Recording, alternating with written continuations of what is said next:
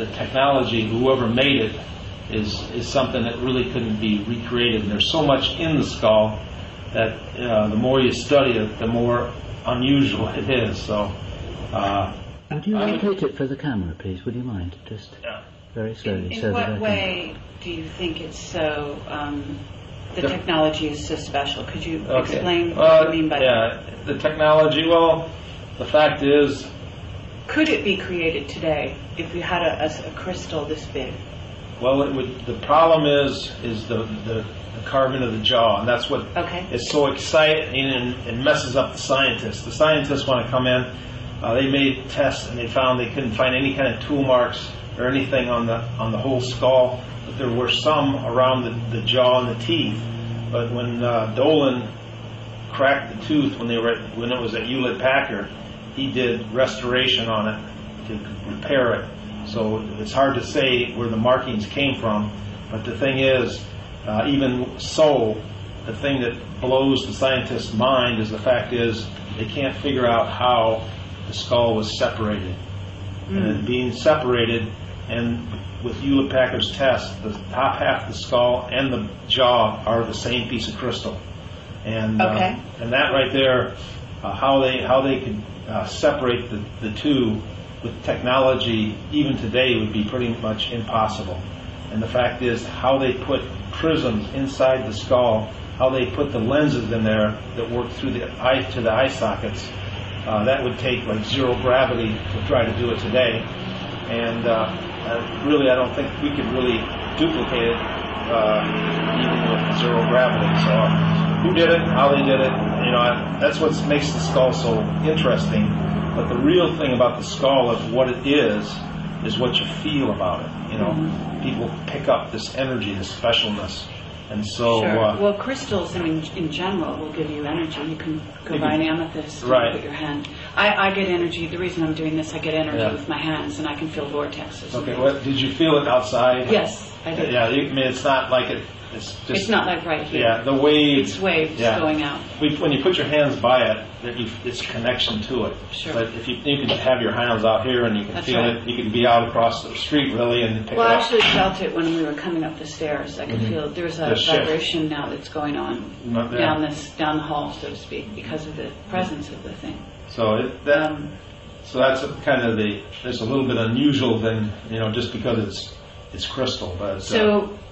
How many years has this skull been in your life? Let's see, probably about off and on for probably 12 years. Okay. And what has it changed your life? Do you feel? Completely, yeah. It's especially my life now is just like it's a fast-moving river. Things happen. It's like in just pick a month, like August. I went to Germany, Switzerland, Austria, met a lot of people, did a lot of lectures. Come back, somebody from England comes over and stays with me. Somebody from Italy comes and stays with me. One of them, maybe the person from Italy had to go left, but the one from England stayed right to the last day. And then I took off and went to Sedona and Scottsdale to do lectures. Get back, and then I do another. It's just like so it takes you. It's kind of like links you to the rest of the people in the planet. Right. And also it pulls me and puts me in positions. Like I'm down here. I don't know exactly why, but I'm running into these people that have the need to be here. The need. I'm finding the country to be an amazing place, and I think there's some really special energy spots. In the skull, one of the jobs it does, it works on the heart chakra, opening people's heart to this universal love. But what it also does is it works on the ley lines of the earth, and it helps to balance out the energy. And what's so important with the shift that's coming in 2012, it's like if it's the earth is out of balance at all, when all this energy hits it, it's gonna, it'll just fly like anywhere. It could be. We wouldn't want to see what could happen.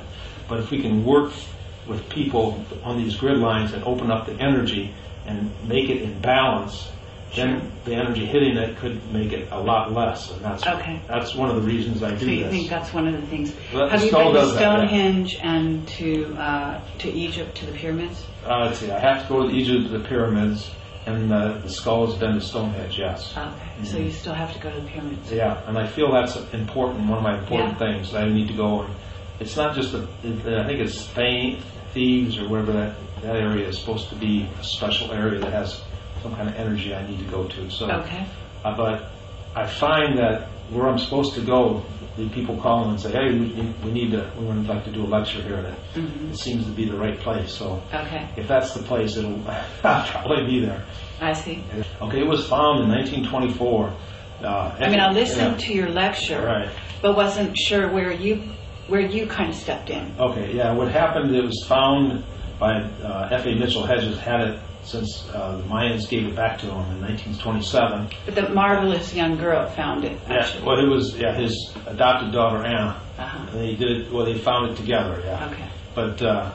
But he had it till 59. When he passed away, it went back to Anna, and she had it till 2007. Really? Yeah, in 2007. But what happened is I met her.